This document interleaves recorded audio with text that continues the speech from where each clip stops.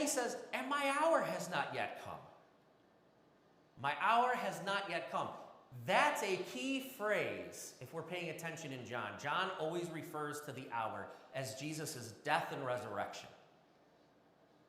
When we talk about signs, because remember, we're in the book of signs, the sign is a moment, is an action where we see deeper, more truth of who Jesus is. It's a revelation of who Jesus is, right?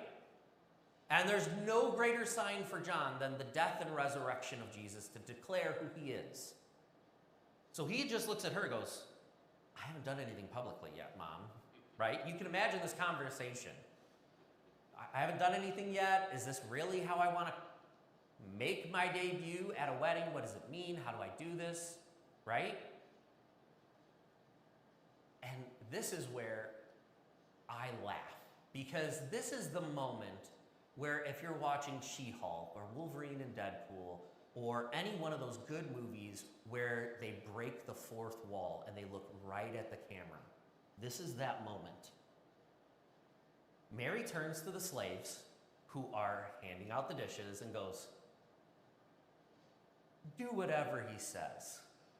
She winks. She's not really looking. If this is a play, she's not looking at anybody else. She goes right to the audience and goes, do whatever he says. There's a wink. There's a nod.